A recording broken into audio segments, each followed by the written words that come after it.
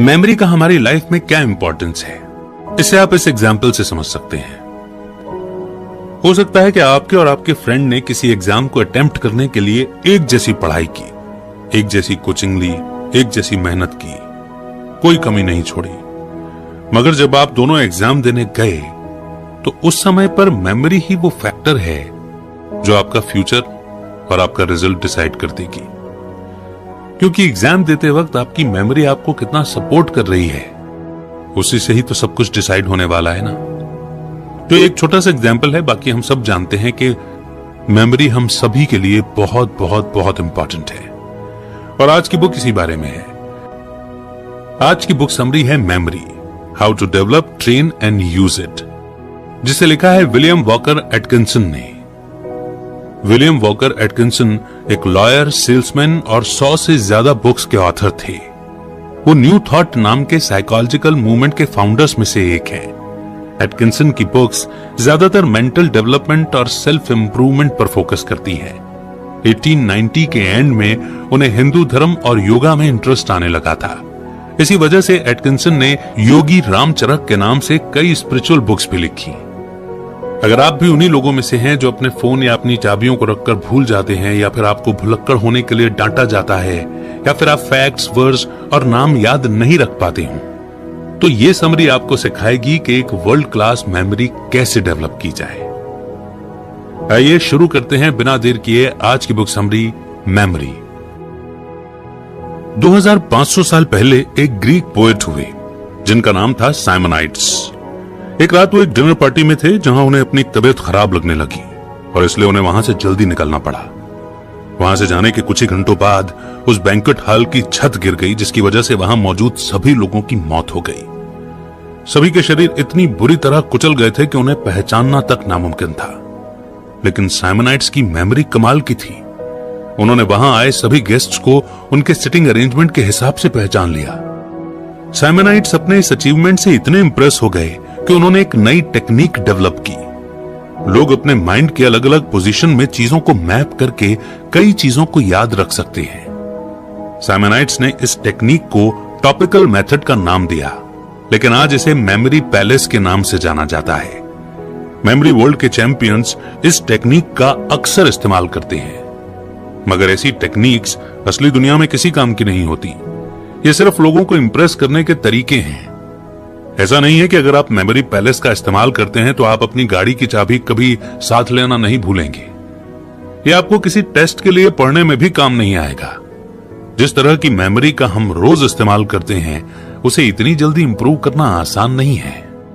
तो फिर इस समरी में हम क्या सीखेंगे? इस समरी में आप सीखेंगे कि कैसे अपनी मेमोरी के हर पहलू को बेहतर बनाया जाए। यहां आपको कई सिंपल एक्सरसाइज के बारे में बताया जाएगा जो आप रोज कर सकते हैं। इसे लगातार प्रैक्टिस करने से आपको अपनी लाइफ की हर जरूरी डिटेल याद रखने में मदद मिलेगी। कुछ लोगों की बचपन से ही अच्छी मेमोरी होती है, मगर ऐसा नहीं है कि बुरी मेमोरी वालों को कोई श्राप मिला हुआ है। आपके ब्रेन में थॉट्स और आइडियाज को स्टोर करने का जबरदस्त पोटेंशियल है, लेकिन किसी दूसरे स्किल की तरह मेमोरी भी बिना प्रैक्टिस के डेवलप नहीं की जा सकती। इस समरी में दिए गए स्टेप्स आपको भूलने की आदत को हराने में मदद करेंगे। तो आइए इस लर्निंग जर्नी की शुरुआत करते हैं इस पहले चैप्टर से, अटेंशन।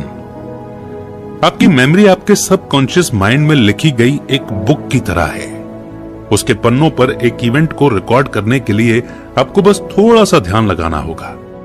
इंग्लिश पोएट मार्टिन टपर ने एक बार कहा था कि अटेंशन मेमोरी की मां की तरह है।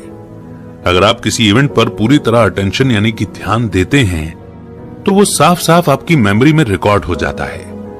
आमतौर पर खराब अटेंशन की वजह होती है कि आपको उस इवेंट में बहुत कम इंटरेस्ट है। इनवॉलंटरी अटेंशन का कॉन्सेप्ट इस बात को साबित करता है। ऐसा तब होता है जब आप कोशिश नहीं करते, लेकिन फिर भी आपको कुछ ना कुछ याद हो जाता है। ऐसा अक्सर इसलिए होता है क्योंकि आप उस स्पेसिफिक सब्जेक्ट के बारे में सच जानना चाहते हैं। इनवॉलंटरी अटेंशन नेचुरल और एफर्टलेस होता है। वॉलंटरी अटेंशन का मतलब है किसी चीज को याद करने की कोशिश करने में एफर्ट लगाना। ये एक ऐसी चीज है जो प्रैक्टिस करने से डेवलप की जानी चाहिए। किसी अनइंटरेस्टिंग चीज पर अटेंशन देना आमतौर पर काफी मुश्किल होता है। इसलिए आपको यह खुद को सिखाना होगा कि हर चीज में इंटरेस्ट कैसे पैदा किया जाए। वॉलंटरी अटेंशन के स्किल को डेवलप करना बहुत मुश्किल है। इसका सबसे पहला स्टेप खुद को यह समझाना है कि यह सच में जरूरी है। इंसान का माइंड नेचुरल रूप से ही आलसी है, इसे ज्यादा सोचना पसंद नहीं है। आपको खुद को समझाना होगा कि आप अपनी मेमोरी को बेहतर बनाना चाहते हैं। आम चीजों पर ध्यान देकर इसकी प्रैक्टिस करना शुरू कीजिए। अपने घर में किसी भी एक बुक को उठाइए और उस पर ध्यान दीजिए। उससे जुड़े डिटेल्स पर ध्यान दीजिए। देखिए कि उसमें कितने पन्ने और कितने चैप्टर हैं। गौर कीजिए कि उसका फॉन्ट कैसा है और उसे किस तरह से प्रिंट किया गया है। उसके कवर की तरफ देखिए, उसकी बाइंडिंग और उस बुक में इस्तेमाल किए गए पेपर की तरफ देखिए। इसे लगातार प्रैक्टिस करने से आपको डिटेल्स को नोटिस करने की आदत पड़ जाएगी। जैसे जेम्स एक स्टेट काउंसिल पॉलिटिशियन है। जिन लोगों से वो रोज नहीं मिलते थे उन्हें याद रखना उनके लिए मुश्किल होता था। इसलिए जब वो मीटिंग्स में मौजूद इंपॉर्टेंट लोगों को पहचान नहीं पाते थे तो इससे कई लोग नाराज हो जाते थे। जेम्स की प्रॉब्लम यह थी कि वो इंसान के चेहरे पर ध्यान नहीं देते थे। वो किसी इंसान को गौर से नहीं देखते थे, बस एक नजर देखकर उसे याद रखने की कोशिश करते थे। अपनी मेमोरी में अच्छे से स्टोर करने के लिए यह तरीका इतना अच्छा और कारगर नहीं है। अगर जेम्स लोगों को याद रखना चाहते हैं तो उन्हें और ज्यादा अटेंशन देने की जरूरत है। कई लोगों से शिकायत सुनने के बाद अब जेम्स जिस भी इंसान से मिलते उसे करीब से ऑब्जर्व करते। वो उनके बाल और दाढ़ी के रंग को नोटिस करते। वो उनकी मुस्कुराहट, उनके मुंह की बनावट और उनके दांतों के रंग पर ध्यान देने लगे। धीरे धीरे लोगों को याद रखना उनके लिए आसान हो गया। अब वो किसी मिनिस्टर को एम्बेसडर समझने की भूल नहीं करते थे। इस एग्जाम्पल में वॉलंटरी अटेंशन के 3 रूल्स बताए गए हैं। पहला रूल है इंटरेस्ट डेवलप करना, दूसरा रूल डिटेल्स पर ध्यान देना और तीसरे रूल को फॉलो करना मुश्किल है और थोड़ा टेढ़ा भी। इसमें आपको अपने सबकॉन्शियस माइंड को चीजें याद रखने के लिए कहना होगा। अपने माइंड को यह ऑर्डर देना होगा कि वो कुछ चीजों को कभी ना भूले। थोड़ी प्रैक्टिस करने के बाद ऐसा करना आपको नेचुरल लगने लगेगा। मेमोरी के 2 सबसे जरूरी फैक्टर्स हैं अटेंशन और एसोसिएशन। एसोसिएशन का मतलब है नए आइडियाज और पहल से मौजूद मेमोरी के बीच में कनेक्शन बनाना। फिलोसोफर जॉन स्टुअर्ट मिल ने एक बार कहा था कि कुछ याद रखने के लिए एसोसिएशन का इस्तेमाल करना जरूरी है। ये साइकोलॉजी के लिए उतना ही जरूरी है जितना फिजिक्स के लिए ग्रेविटी। अटेंशन का काम है मेमोरी को स्टोर करना और एसोसिएशन आपके माइंड में उस मेमोरी तक जाने का रास्ता बनाता है। बिना कनेक्शन के आप जो भी याद रखेंगे वो प्रैक्टिकली किसी काम का नहीं होगा। एसोसिएशन से 2 इंपॉर्टेंट कॉन्सेप्ट जुड़े हुए हैं। पहला है लॉ ऑफ कॉन्टिग्यूटी और दूसरा है लॉ ऑफ सिमिलैरिटी। कॉन्टिग्यूटी का मतलब है कि एक आइडिया हमेशा उस थॉट से जुड़ा होता है जो उससे पहले आता है। जैसे जब आप एक सेंटेंस बोलते हैं तो तीसरा वर्ड दूसरे वर्ड से जुड़ा हुआ होता है। मेमोरी में कॉन्टिग्यूटी के इस्तेमाल को समझने के लिए अल्फाबेट्स को ही ले लीजिए। ए से जेड तक 26 लेटर्स कोई भी बोल सकता है, मगर क्या होगा अगर आपको जेड से ए तक इसे उल्टा बोलने के लिए कहा जाए तो? अगर आपको 13th अल्फाबेट बताने के लिए कहा जाए तो क्या आप बता पाएंगे? इसका जवाब देना थोड़ा मुश्किल होगा क्योंकि आपकी मेमोरी में हर लेटर उसके पहले वाले लेटर पर डिपेंड करता है। दूसरी तरफ लॉ ऑफ सिमिलैरिटी का मतलब है मेमोरीज को सेम फीचर्स से जोड़ना। जैसे पोमेलो एक सिट्रस फ्रूट है जो मीठा होता है, लेकिन जिसने पोमेलो को कभी नहीं देखा है वो इसे नींबू समझ सकता है। आप इसे मीठे नींबू की तरह याद कर सकते हैं। जो माइंड बहुत ज्यादा डेवलप्ड होता है वो जो भी देखता है उन सभी चीजों में कनेक्शन बना लेता है।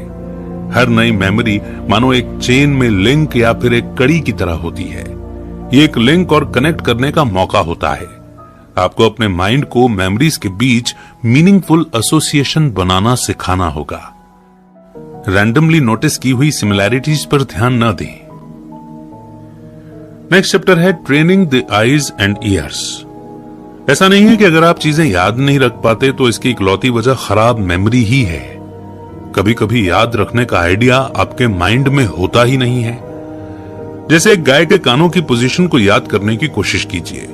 क्या ये उसके सींग के पीछे होते हैं, आगे होते हैं, नीचे होते हैं या ऊपर होते हैं? इस सवाल का बहुत कम लोग ही कॉन्फिडेंस के साथ सही जवाब दे पाएंगे। आपकी आंखें बिना आपके माइंड में रिकॉर्ड किए उन चीजों या इमेज को सेंस कर सकती हैं जो उसे दिखाई देती है। अच्छी मेमोरी पाने का पहला स्टेप यह ध्यान रखना है कि आप उन इमेजेस को सच में नोटिस करें। सीखने के लिए यह स्किल बहुत आसान है। स्कूल ऑफ थीव्स इसका अच्छा एग्जाम्पल है, जो 20th सेंचुरी में यूरोप में काफी कॉमन था। इस स्कूल में यंग लड़कों को मजे हुए क्रिमिनल्स बनने के लिए ट्रेनिंग दी जाती थी। एक स्किल जिसकी उन्हें प्रैक्टिस कराई जाती थी वो था छोटे छोटे आर्टिकल्स या चीजों को स्कैन करना। उन लड़कों को कुछ चीजें दिखाई जाती थी और वो जो भी देखते थे उसे थोड़ी देर बाद उन्हें रिपीट करने के लिए कहा जाता था। समय के साथ वो और ज्यादा डिटेल्स याद करने में तेज होते जाते। ये स्किल उन्हें तब काम आती है जब वो घरों में चोरी करने जाते थे। जैसे एक चोर भिखारी का भेष बनाकर किसी के घर के पास जाता और जब घर का दरवाजा कुछ देर के लिए खुलता तो वो पूरे घर का गौर से मुआयना करता, या कहें कि उसे गौर से देखता। मजे हुए चोर घर के सभी खिड़कियों, दरवाजों, कुंडियों और तालों की जगह भी याद कर सकते हैं। चीजों को इतनी जल्दी याद रखने की एबिलिटी कोई बड़ा टैलेंट नहीं है। अगर आप एक क्रिकेट प्लेयर को किसी नए ग्राउंड में ले जाएं तो वो उसकी पिच और लेआउट यानी नक्शे को याद रखेगा। अगर आप किसी एक्टर के साथ थिएटर जाएंगे तो उसे प्ले की डिटेल्स आपसे ज्यादा याद रहेंगी। कोई इंसान जो कुछ भी देखता है, अगर वो उस चीज में माहिर है या उसे उसमें इंटरेस्ट है तो वो उसे ज्यादा अच्छे से याद रख सकता है। लेकिन इंटरेस्ट आपकी मेमोरी को सिर्फ इसलिए बढ़ाता है क्योंकि ये आपके अटेंशन को बढ़ा देता है। किसी भी अनइंटरेस्टिंग चीज पर अटेंशन या ध्यान देकर आप उसे याद रख सकते हैं। इसलिए अपनी मेमोरी को बेहतर करने के लिए आपको बेहतर अटेंशन और ऑब्जर्वेशन डेवलप करना होगा। कुछ खेलने वाले डाइस या पासों के इस्तेमाल से आप इस स्किल को प्रैक्टिस कर सकते हैं। पासे को एक बार फेंकिए और उस पर जो डॉट्स हैं उसे ध्यान से देखिए। इसे 2 सेकंड में याद करने की कोशिश कीजिए। अब पासे को एक तरफ रख दीजिए और याद करने की कोशिश कीजिए कि उस पर कितने डॉट्स थे। मुझे लगता है कि यह आपके लिए बहुत आसान होगा। अब 2 पासे लीजिए और उन्हें 2 सेकंड में याद रखने की कोशिश कीजिए। पासों को ऐसे तब तक बढ़ाते रहिए जब तक आपके लिए इन सभी को याद रखना मुश्किल ना हो जाए। इसे रोज कुछ मिनट के लिए प्रैक्टिस कीजिए। वक्त के साथ आप ज्यादा पासों को याद रख पाएंगे। साथ ही एक सिंगल पासे को याद रखने के लिए आप जो वक्त लेते हैं वो वक्त भी कम होता जाएगा। ये इन्फॉर्मेशन आपको सुनने के बारे में भी कुछ आइडिया दे सकती है। क्या आप उन बच्चों में से एक थे जो अपने टीचर्स की बताई हुई बातों को कभी याद नहीं कर पाते थे? अगर हां तो हो सकता है कि आप उस वक्त अपना पूरा ध्यान नहीं दे रहे थे। आपके माइंड में अनइंटरेस्टिंग चीजों को हटा देने की यूनिक एबिलिटी है। एक मां के बारे में सोचिए। वो अपने बच्चे के रोने की हल्की सी आवाज को भी पहचान लेती है, लेकिन यह भी हो सकता है कि वो अपने घर के बाहर से गुजरती हुई भारी भरकम ट्रक की आवाज को बिल्कुल भी नोटिस ना करे। इस केस में वो इंटरेस्ट ही है जो ये तय करता है कि वो कौन सी आवाज सुनती है। सोचिए कि आप एक गांव की ओर जा रहे हैं। हर वक्त आपके चारों तरफ अलग अलग किस्म की आवाजें होंगी। कुत्ते, गायें, चिड़ियाएं, सब अपनी अपनी आवाजें निकाल रहे होंगे। आप हवा के चलने से पेड़ों पर लगी पत्तियों की सरसराहट भी सुनेंगे। हो सकता है कि बीच में धूल भरी सड़क पर से एक मोटर बाइक भी गुजरे। अगर आप इन आवाजों में से किसी एक पर भी फोकस करेंगे तो बाकी सभी आवाजें बैकग्राउंड में गायब हो जाएंगी। लेकिन आप किसी भी आवाज पर ध्यान नहीं देंगे तो आपको इन सब में से कोई भी आवाज सुनाई नहीं देगी। आप बस कई अलग अलग आवाजों का मिक्सचर एक्सपीरियंस करेंगे। इसलिए आप जो भी सुनते हैं उसे याद रखने का पहला स्टेप यह है कि आप उस पर ध्यान दें। इसे पहले अपनी बातचीत पर आजमाएं। उस सेंटेंस को याद रखने की कोशिश करें जो दूसरे इंसान ने आपसे सबसे पहले कहा था। आप जल्दी ही ये नोटिस करेंगे कि आपका अटेंशन पहले से ज्यादा बढ़ गया है। जब आप कोई मूवी देखते हैं तो हर कैरेक्टर द्वारा कही गई पहली लाइन को याद करने की कोशिश करें। फिर मूवी खत्म होने के बाद उन लाइनों को रिपीट करने की कोशिश करें। शुरू में हो सकता है कि आपको एक भी सेंटेंस याद ना आए, मगर वक्त के साथ साथ आप सभी डायलॉग्स दोहरा पाएंगे। लिसनिंग यानी सुनने की वैल्यू सिर्फ शब्दों तक ही सीमित नहीं है। डॉक्टर्स और इंजीनियर्स इन प्रोफेशन में सिर्फ अपने सुनने की क्वालिटी की वजह से ही नहीं जाते, मगर एक अच्छा डॉक्टर मरीज के सांस लेने की आवाज को सुनकर उसकी बीमारी का अंदाजा लगा सकता है। मैकेनिकल इंजीनियर मशीन से आने वाली आवाज को सुनकर उसकी प्रॉब्लम को पहचान सकता है। आमतौर पर अपने आसपास की आवाजों पर ध्यान देने की कोशिश करें। ऐसा करने से आप एक इंसान के पैरों की आवाज की छोटी छोटी डिटेल्स भी नोटिस करना शुरू कर देंगे। ये प्रैक्टिस आपको सबकॉन्शियसली आवाजों को सुनने में भी मदद करेगी। आपके आसपास के माहौल में होने वाली आवाजों को आप बेहतर तरीके से समझने लगेंगे और उसके प्रति ज्यादा अवेयर हो जाएंगे। नेक्स्ट चैप्टर है हाउ टू रिमेंबर नेम्स। आप जिन लोगों से मिलते हैं उनके चेहरे और नाम भूल जाना एक कॉमन प्रॉब्लम है, लेकिन आप ये नोटिस करेंगे कि ज्यादातर सक्सेसफुल बिजनेसमैन और पॉलिटिशियंस में ये टैलेंट होता है। नेपोलियन बोनापार्ट अपने हर उस सिपाही का नाम जानते थे जिसे उन्होंने कमांड दिया था। लूशियस सीपीओ रोम के हर सिटीजन को पहचान सकते थे।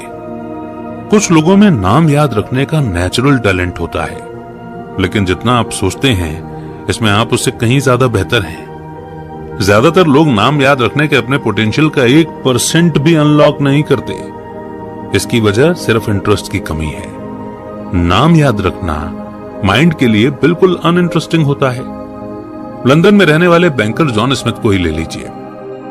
वो जब जवान थे वो अपने सबसे अमीर क्लाइंट्स का नाम भी याद नहीं रख पाते थे, मगर अब स्मिथ के साथ काम करने वाले उनकी मेमोरी से जलते हैं। उन्हें बैंक में आने वाले हर इंसान का नाम याद रहता है। स्मिथ का तरीका तो सिंपल था, लेकिन इसमें काफी मेहनत की जरूरत है। सबसे पहले उन्होंने नामों को अच्छे से सुनना शुरू किया।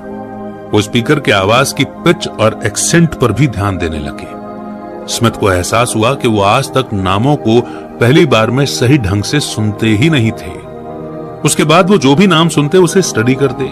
जैसे कुछ लोग स्टैम्प कलेक्ट करते हैं, ऐसे ही स्मिथ ने नाम कलेक्ट करने के लिए एक जर्नल बनाया। इसके बाद स्मिथ ने वो नाम कहां से आए हैं इसे एनालाइज किया। उन्होंने उनके फीचर के हिसाब से उन्हें अलग अलग कैटेगरी में बांट दिया। जैसे उन्होंने लायन और वुल्फ जैसे सरनेम को जानवरों के नाम की कैटेगरी में रखा। मिलर, बेकर और कूपर को प्रोफेशन से जोड़ दिया।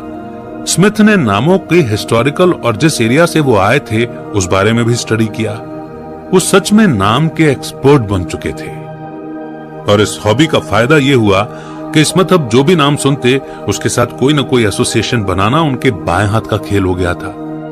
इसलिए वो उन्हें जल्दी से याद कर पाते थे। जब वो अपने क्लाइंट्स को उनके नाम से बुलाते थे तो वो बहुत खुश होते थे। इसके बाद तो ऐसा हुआ कि वो सिर्फ उन्हीं के साथ काम करने की रिक्वेस्ट करने लगे। इस कारण स्मिथ ने बहुत से अच्छे क्लाइंट्स बना लिए थे। इसी वजह से बैंक ने उन्हें प्रमोशन देकर उनकी सैलरी भी बढ़ा दी थी। जॉन स्मिथ ने नामों को जैसे स्टडी किया, आपके पास शायद ऐसा करने का न तो समय होगा और न ही इंटरेस्ट। इसीलिए बिना रिसर्च किए भी नाम का कलेक्शन तो बनाना शुरू कीजिए। वक्त के साथ आप धीरे धीरे बेहतर होते जाएंगे। जब तक आप उन्हें लोगों से जोड़ेंगे नहीं तो सिर्फ नाम को याद रखना काफी नहीं है। आमतौर पर जर्नलिस्ट, लॉयर और डिटेक्टिव में चेहरे को याद रखने का टैलेंट होता है, लेकिन हम में से कुछ लोग एक अजनबी से बात करने के कुछ सेकंड बाद ही उसका चेहरा भूल जाते हैं। हेनरी क्ले इतिहास का एक ऐसा नाम है जिनमें चेहरों को याद रखने की गजब की काबिलियत थी। वो एक अमेरिकन जज और सिविल सर्वेंट थे। एक मशहूर घटना में क्ले एक पॉलिटिकल रैली के लिए मिसिसिपी गए। वहां उनके पास एक आंख वाला बूढ़ा आदमी आया। उन्होंने क्ले से पूछा कि क्या वो पहले कभी मिले हैं। क्ले ने एक पल के लिए सोचा और पूछा कि क्या वो केंटकी में मिले थे। जब बूढ़े आदमी ने हाँ कहा तो क्ले ने उन्हें एक तरफ मुड़ने के लिए कहा। उन्होंने उस बूढ़े आदमी से यह भी पूछा कि क्या उन्होंने अपनी आंख उनके मिलने के बाद गंवाई थी। फिर से बूढ़े आदमी ने हाँ में जवाब दिया। नामों की ही तरह चेहरों को याद रखने का तरीका है उनमें इंटरेस्ट डेवलप करना। जैसे ज्यादातर लोगों को किसी सुंदर लड़की का चेहरा याद रखना आसान होगा, लेकिन ये एक ऐसा इंटरेस्ट है जो नेचुरली आता है। जो चेहरे आम होते हैं या ज्यादा अच्छे नहीं दिखते, उनमें इंटरेस्ट डेवलप करने के लिए आपको उन्हें स्टडी करना होगा। आर्टिस्ट अक्सर चेहरे याद रखने के लिए खुद को ट्रेन करते हैं। लियोनार्डो दा विंची इसमें बेहद माहिर थे। उन्होंने चेहरों को याद रखने के लिए एक टेक्निक डेवलप की थी।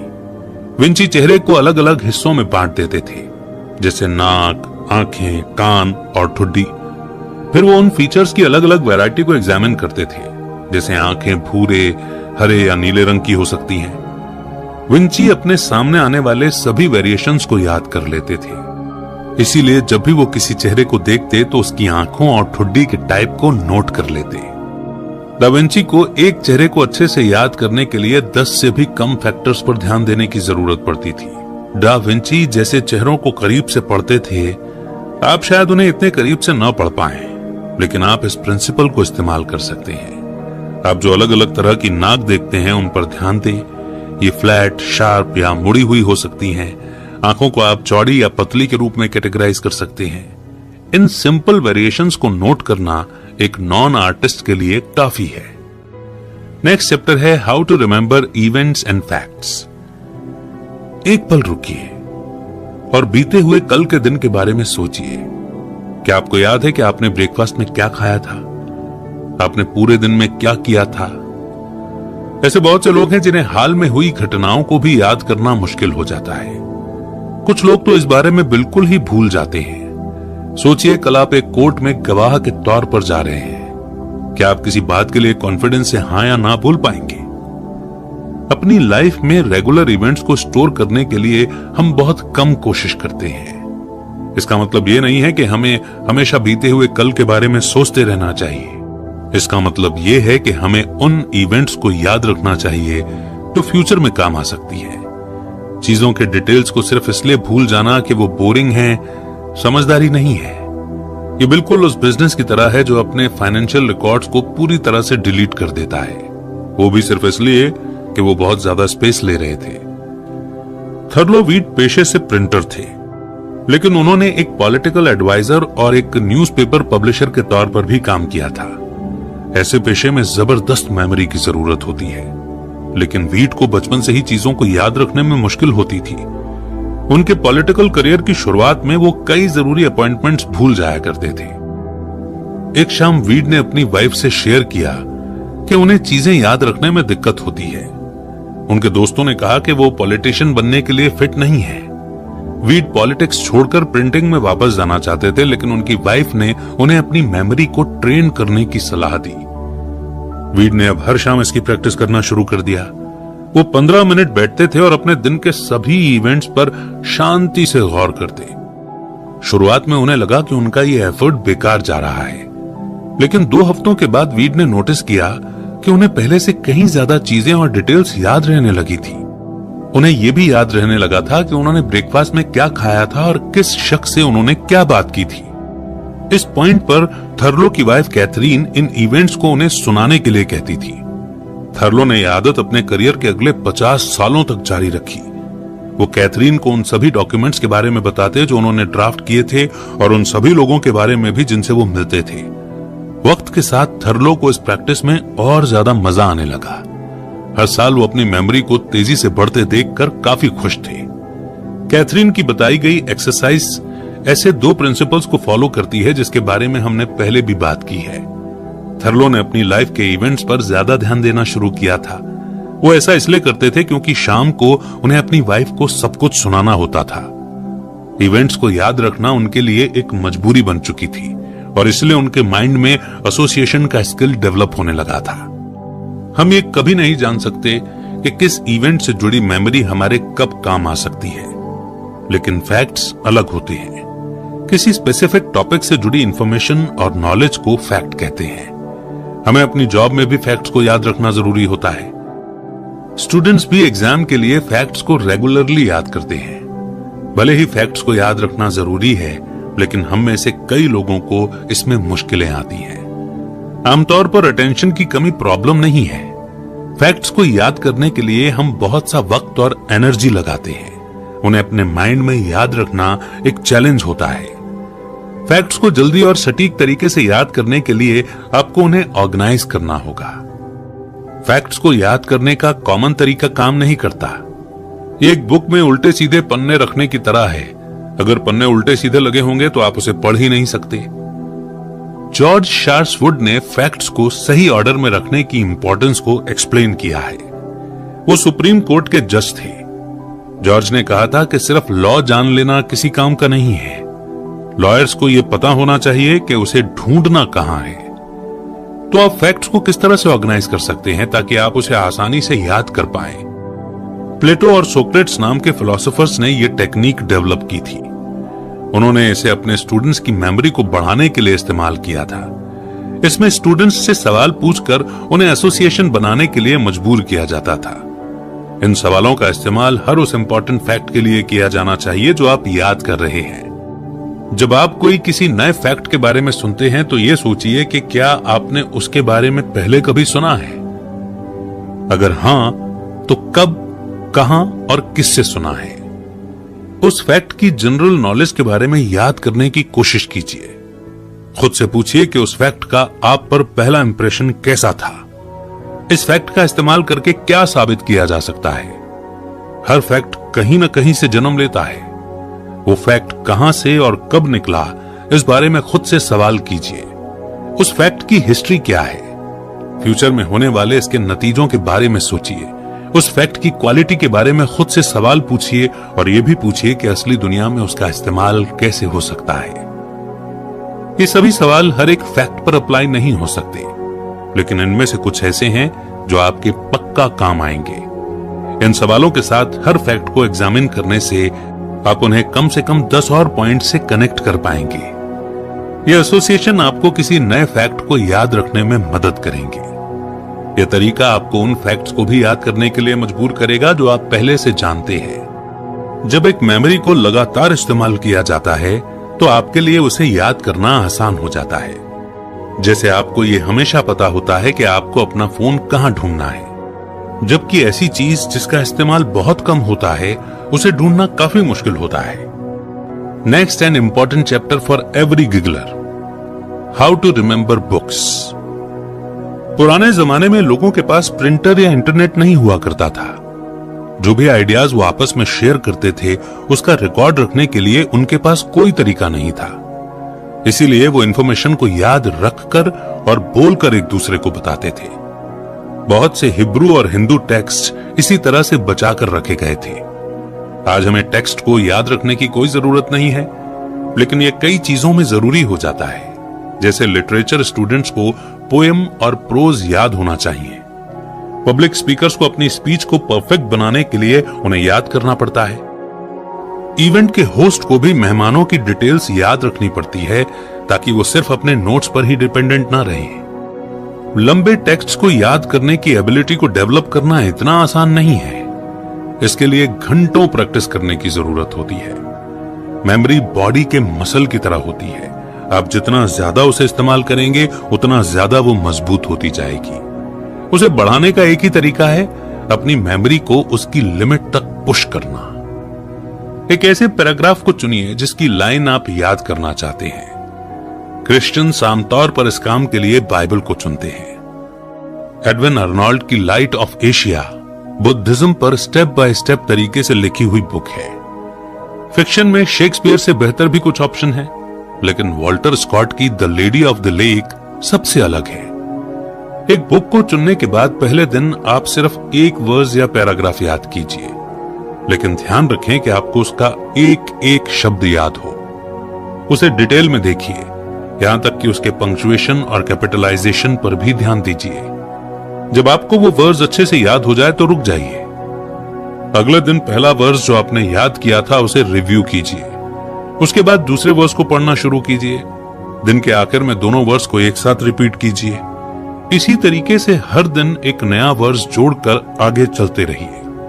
रात में यह जानने के लिए खुद को टेस्ट कीजिए कि आपको सभी वर्स याद हैं भी या नहीं। 1 महीने बाद आपको 30 वर्स याद होंगे। अब से हर रोज अपनी मेमोरी में 2 वर्स को ऐड करना शुरू कीजिए। हर महीने वर्स को बढ़ाते रहिए। एक वक्त ऐसा आएगा जब आप एक लिमिट तक पहुंच जाएंगे। आपके पास दिन में इतना वक्त ही नहीं होगा कि आप एक नए वर्स को याद कर पाएं। मान लीजिए कि ये लिमिट दिन में 4 वर्स की है।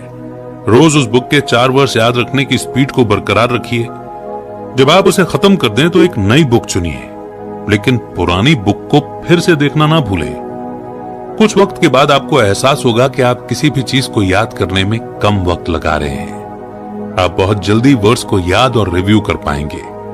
साथ ही आप अपनी मेमोरी में बहुत सारी इंफॉर्मेशन रख पाएंगे। यह आपको इंपॉर्टेंट टेक्स्ट को अपने माइंड में जल्दी स्टोर करना सिखाएगा। ये एक्सरसाइज याद करने के प्रोसेस के तीसरे एलिमेंट को सामने लाता है।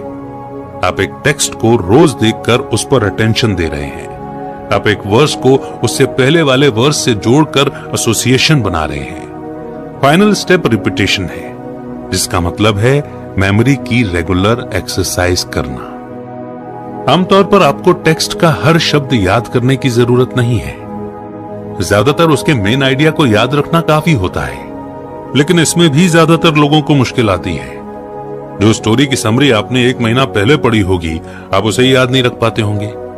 पिछले हफ्ते लिखे हुए आपके नोट्स भी शायद आपको याद नहीं रहते होंगे। कहानियां बताने वाली बुक्स का ही एग्जाम्पल ले लीजिए। ये कोई फिक्शन, हिस्टोरिकल या किसी की बायोग्राफी भी हो सकती है। कंटेंट को याद रखने के लिए आपको हर कैरेक्टर और जगह को इमेजिन करना होगा। अपने माइंड में उनकी क्लियर इमेज बनानी होगी।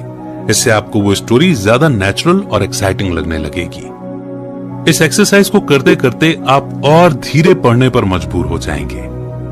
कुछ बुक्स को पढ़ने में आपकी दिलचस्पी कम भी हो सकती है, जैसे जो कहानियां अच्छे से नहीं लिखी होती और जो किसी इवेंट को विजुअलाइज करने के लिए ज्यादा डिटेल्स नहीं बताती।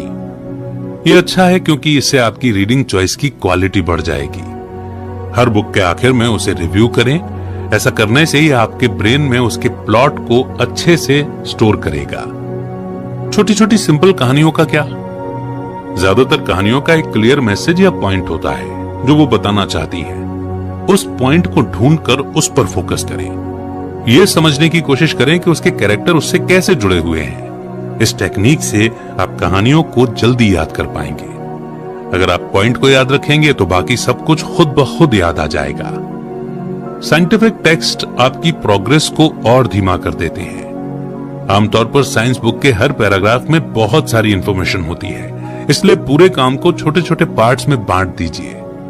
किसी नए सेक्शन की तरफ तब तक न जाएं जब तक आप पिछले वाले को समझ न लें। यह एक्सरसाइज आपको शुरू शुरू में बेकार लगेगी, लेकिन सच्चाई तो यह है कि जो भी आप पढ़ते हैं, अगर आप उसे भूल जाएंगे तो आपका ज्यादा वक्त खराब होता है।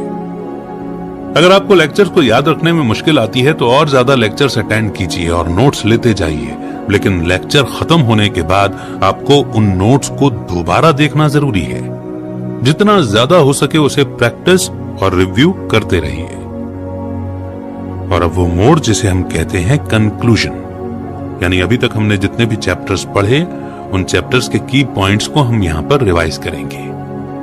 तो पहले आपने मेमोरी के 2 प्रिंसिपल्स के बारे में समझा, जो है अटेंशन और एसोसिएशन। जब आप किसी चीज पर अटेंशन या ध्यान देते हैं तो उसका आपके माइंड में स्टोर होने के चांस ज्यादा हो जाते हैं। एसोसिएशन का मतलब है मौजूदा मेमोरी में नए आइडियाज को जोड़ना। दूसरा, आपने जाना कि अपनी आंखों और कानों को ज्यादा ऑब्जर्व करने वाला बनाने के लिए कैसे ट्रेन किया जाए। ज्यादातर लोग इसलिए भुलक्कड़ होते हैं क्योंकि वो अपनी मेमोरी को कभी रिकॉर्ड ही नहीं कर पाते। चीजों को बेहतर तरीके से याद करने के लिए आप जो भी देखते हैं उसके डिटेल्स को याद करने के लिए रुक कर कुछ वक्त दें। तीसरा, आपने ये सीखा कि किस तरह नामों और चेहरों को बेहतर तरीके से याद किया जाए। नामों के लिए हर नाम जो आप सुनते हैं उनका कलेक्शन बनाएं। उन्हें बेहतर तरीके से याद करने के लिए वो कहां से आए हैं उसके बारे में जानें। चेहरों के लिए उन्हें आंख, नाक और ठुड्डी जैसे छोटे छोटे हिस्सों में बांटें। इन फीचर्स के अलग अलग टाइप्स को नोटिस करें। चौथा, आपने फैक्ट्स और रोज के इवेंट्स को याद रखना सीखा। इसमें रिपीटिशन नाम का तीसरा प्रिंसिपल भी आता है। आपके दिन में हुए सभी इवेंट्स को याद करने की कोशिश करें। फैक्ट्स को याद रखने के लिए जब भी आप कुछ नया सीखें तो पहले दिए गए सवालों को खुद से पूछें। ऐसा करने से आप अपने माइंड में ज्यादा एसोसिएशन डेवलप कर पाएंगे। पांचवा, आपने ये सीखा कि टेक्स्ट और लेसन को याद कैसे किया जाए। आप अपनी मेमोरी में हर रोज एक नया वर्स जोड़ सकते हैं। हर महीने अपने वर्सेस को पढ़ाएं और खुद को चैलेंज करें। आर्टिकल्स और कहानियों के लिए मेन पॉइंट्स को समझने की कोशिश करें। आप डिटेल्स को समरी के साथ जोड़कर उन्हें याद कर सकते हैं। मेमोरी आपकी सबसे जरूरी मेंटल एबिलिटीज में से एक है। यह आपके करियर, रिलेशनशिप और सक्सेस जैसी चीजों पर सीधा सीधा असर डालती है। किस्मत से मेमोरी एक स्किल है जिसे आप प्रैक्टिस के साथ बेहतर बना सकते हैं। आप भी इस समरी में दिए गए एक्सरसाइज के जरिए अपनी मेमोरी के स्टैंडर्ड को अलग ऊंचाई पर ले जा सकते हैं। और यही हमारी आपके लिए शुभकामनाएं हैं।